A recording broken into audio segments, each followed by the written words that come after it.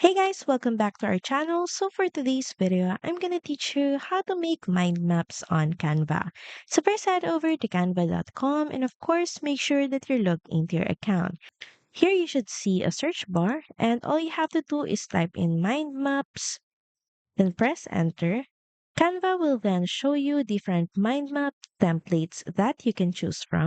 Just select your preferred design and click on it. Then proceed by clicking on Customize this template. And now from here, you can start customizing your design. You can change the title and the specific details in this mind map. You can edit the text by double clicking on the text element. You can also change objects and replace them. Just click on elements found at the left panel, then search for elements that you would like to add.